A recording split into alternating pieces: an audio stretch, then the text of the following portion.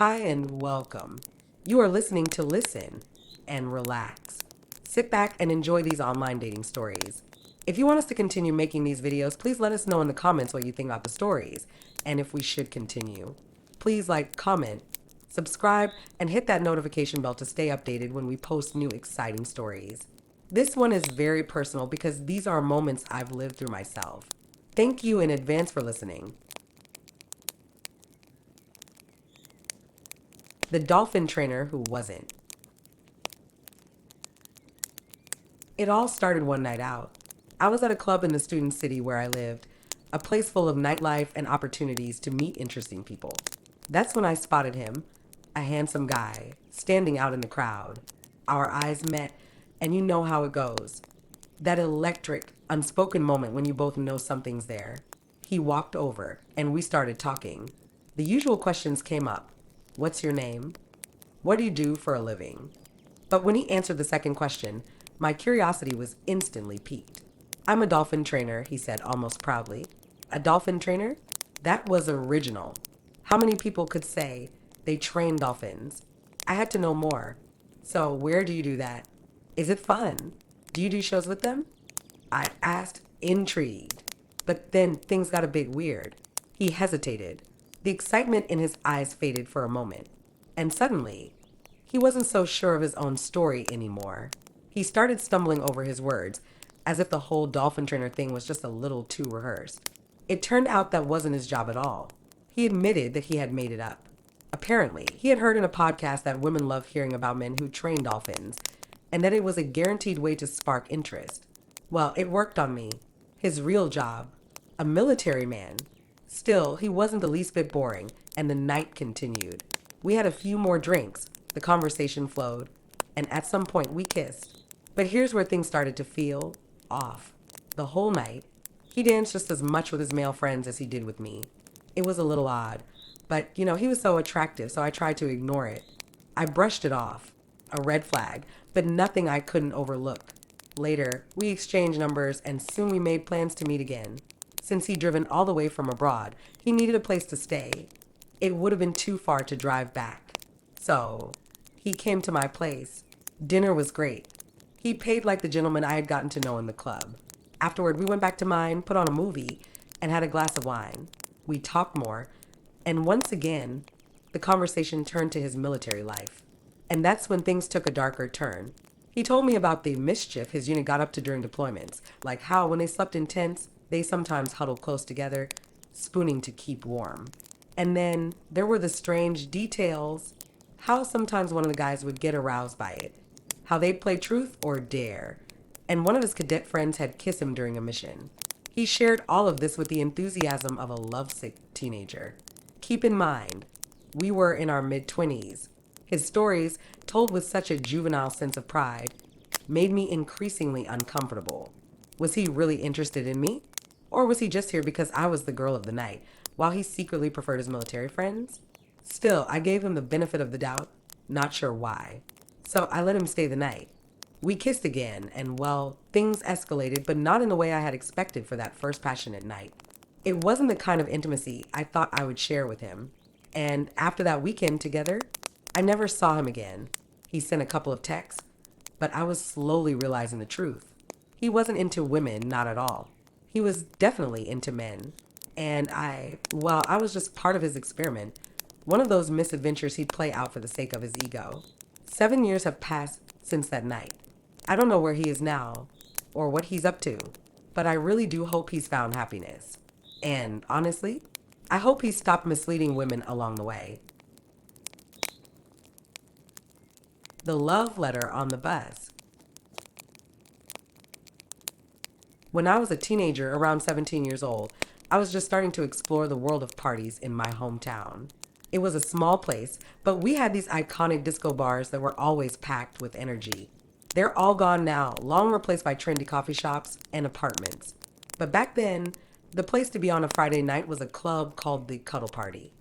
Yeah, sounds cheesy, right? But it was a big deal. Everyone went. At the time, you could legally drink and go out at 16. So I was all in. It felt like the world was opening up to me. I went with my best friend, and we were ready to dance the night away. We sipped on Bacardi Breezers and Smirnoff Ice because that was the cool thing back then. We were in that stage of life where we were just figuring out what it meant to be out in the world, meeting new people, and having fun. It wasn't long before a guy approached me on the dance floor. I didn't know him, but he looked about my age, maybe a year or so older. We didn't talk much, but the music was loud and we were both caught up in the rhythm. We started dancing, and before I knew it, we were kissing. Just a sweet, innocent kiss on the lips, nothing too intense. I was still young, still naive, and it felt like nothing more than a fleeting moment of fun. The night ended, and I went home with my best friend, still giddy about the kiss, but not thinking much about the guy. We hadn't exchanged numbers, and at that point, I didn't even have a phone. It wasn't anything serious, just a memory of a fun night out. Then came Monday. I was on the bus to school, still buzzing from the weekend, and I couldn't stop talking about the cuddle party to my best friend. I was telling her about the kiss, about the guy I danced with. That's when I saw him. I looked up, and there he was, sitting on the bus. I couldn't believe it. How was it possible that the guy I'd kissed was now on the same bus I took every day to school? I couldn't have seen him before. Could I? Was I imagining things? I brushed it off, thinking maybe I'd had too much breezer, and went on with my day. But the next day and the next, I kept seeing him on the bus. He was always there, sitting just a few seats away, staring at me in the creepiest way. It was like he was watching my every move, and the more it happened, the more uncomfortable I became. Something didn't feel right. And then one day, it happened. He walked up to me on the bus, and without saying a word, he slipped something into my hand. I didn't know what to expect. When I looked down, it was a letter. A love letter.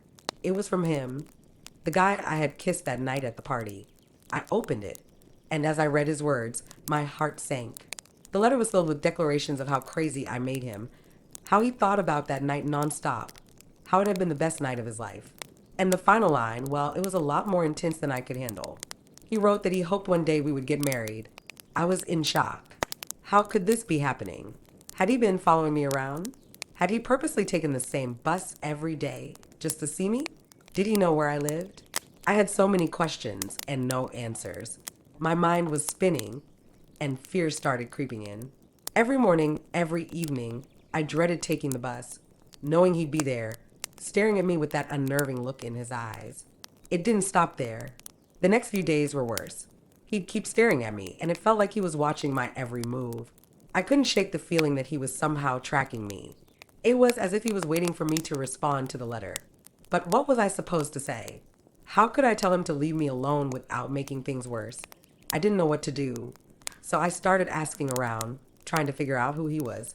And that's when I learned something that made the whole situation even more unsettling. Apparently, he had a mental disability. He wasn't malicious, but it made the situation even more complicated and, honestly, more heartbreaking. I hadn't noticed any signs of it when we danced, and I felt a mix of guilt and fear. I had no idea what he was capable of or what was going through his mind. One day, he came up to me again. He asked if I had thought about his letter and his proposal. I didn't know how to respond, so I tried to be as gentle as possible. I politely told him that I wasn't interested, that I didn't feel the same way, and that I hoped he would understand. He nodded, but I could see the disappointment in his eyes. It felt like he was really hoping for a different answer. For a while after that, I kept seeing him on the bus, and it felt like he was following me home. It became harder and harder to leave my house, to go out in public, without feeling like he was there, watching me. But then one day, just as suddenly as it had started, he was gone. He never got on bus again. I never saw him after that. To this day, I don't know who he was, where he came from, or where he went. Did he really plan at all just to get a kiss that night? Was it all part of some larger fantasy in his mind? I still wonder about him, and part of me is glad he's no longer in my life. But another part of me hopes he's doing well wherever he is. The Portia and the expectations. I met this guy on Tinder. Now, I've always had a bit of a love-hate relationship with dating apps. Honestly, I'm not the type to have long, drawn-out conversations over text. To me, texting is just boring, and let's be real, dating app conversations can be painfully dull. How's your day going? Where are you from? What do you do for work? Ugh, it's like a script. So I tried to avoid those endless back and forths. Instead, I prefer to meet up quickly in person, where you can actually get a sense of who someone is beyond their profile. This guy, though, seemed different. His messages were brief but engaging. He wasn't a professional texter, which I appreciated, and his personality came through more in the short chats we had. He wasn't drop dead gorgeous, but he was decent looking average in a way that made you want to look twice. A little older than me, a businessman, and importantly, respectful, funny, and we seemed to share a lot of the same interests. I liked that. So we decided to meet up for dinner. He insisted on picking me up, which I thought was sweet. I wasn't exactly expecting a limo, but when I walked outside, my jaw almost hit the pavement. There it was, a Porsche Panamera GTS, a car worth over $200,000. Now, I've never been the type to fall for flashy displays of wealth, but let's be honest, it was hard not to be a bit taken aback.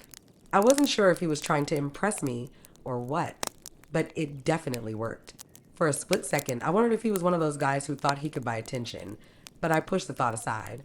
Maybe he was just really into cars. We drove to a brasserie, which was nice, though nothing extravagant. I didn't really care about where we ate, I just wanted to get to know him better. But soon after we sat down, things started to feel off. As we chatted, I noticed that he wasn't exactly what I had expected. He was shorter than he had described in his profile, and his sense of humor? Well, let's just say he wasn't the charming, witty guy I'd imagined. Instead of making me laugh, he started talking about what he expected from a woman. At first, I thought it was just casual talk, maybe some lighthearted banter. But no, he was serious.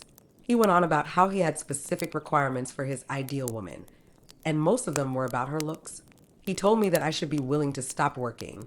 Not that he wanted me to, but he expected me to. I didn't know how to respond to that. Then came the real kicker. He was disappointed I hadn't worn lipstick on the date, just like in my Tinder photos. He needed me to look a certain way, apparently. And that wasn't all. He said gel nails were a must for him, that I should make sure I was always put together. And then he told me I should change things about myself to fit his ideal. And here's where it got really weird. He said he wanted a woman who could stand by his side at events and exude the same class and luxury as his Porsche. I felt my stomach drop. Was this a joke? He was treating me like an accessory. Like I was just a reflection of his taste in cars. I was genuinely shocked, not just by his expectations, but by the fact that he was being so upfront about them. Almost as though he thought I'd be thrilled by the idea. He even told me that he was really into me, which I found bizarre. Apparently, he was only driving his Porsche to pick me up because he thought I was worth it. If I didn't think you were a good match, I wouldn't have come for you in this car, he said, as if the Porsche was the ultimate symbol of his interest. But then he added that at home, he had a Volkswagen one that was barely running. I don't want a woman who's only interested in my money, he said, as if that made it all better. Then came the bill. As the waiter placed it on the table, I braced myself, half expecting him to take care of it. But no. He looked at me and then at the check and casually said, "You can pay for your half." My jaw dropped. This wasn't just a lack of chivalry. It felt like a slap in the face after everything he'd said. I was stunned. Here he was, parading around in a luxury car, talking about the kind of woman he wanted, and yet he couldn't even offer to cover the bill? I paid my half, though I really didn't want to. I was furious, confused, and more than a little insulted. The whole night had been a train wreck. I had walked in expecting a normal date and walked out with the realization that this guy wasn't someone I wanted to know, let alone date. After that, I ghosted him. I figured after all the red flags and the way he treated me, he deserved nothing less. I didn't owe him an explanation, and frankly, I didn't want to deal with any more of his bizarre expectations. It was easily one of the worst dates I'd ever had, and to this day, I've never seen or heard from him again. But looking back, I'm grateful for the experience. It reminded me to trust my instincts and to never settle for someone who treats me as a reflection of their own ego, rather than as an individual. The clingy guy and the gin-fueled night. It was one of those nights in my hometown, the kind of event where the whole town comes alive. There's this massive beach party every year. 10,000 people from all over gather for a night of dancing, music, and revelry. It's chaotic, it's loud, and it's unforgettable. I just ended things with a guy I'd been casually seeing. A situationship, if you will. It had run its course, and I wasn't in the mood for any more of that hookup dynamic. So I was ready for a fresh start, going out as a fully single woman, determined to have fun with my friends. I was feeling great that night. The weather was perfect, I was looking good, and everything was in my favor. To be honest, I had maybe a little too much gin, but it's not the gin I regret. After that night, I couldn't stand the taste of it anymore. I think it has more to do with the events of that evening than the drink itself, to be honest. Somewhere in the middle of the night, after a few too many drinks, I ended up talking to a guy. He started off by telling me that he had lost his father earlier that year and how hard life had been for him since then. I felt for him. It sounded heartbreaking, but at the same time, he also seemed a bit desperate. I tried to be compassionate, but something about him fell off. Still, my friends knew him, which gave me some sense of reassurance, and I figured, why not? He seems harmless enough. We danced, we kissed, and for a while, it felt like the night was going as expected. I didn't mind a bit of fun and flirtation, but I prefer to go my own way at parties. I like dancing by myself, letting the music take me where it wants. So I wandered off, hoping for some space, but he started following me. Not just walking behind me, he was shadowing me. He kept touching me, trying to kiss me again, acting like an overenthusiastic puppy. To be honest, I was drunk and I was getting irritated. I had already told him to back off, but he just wouldn't take the hint.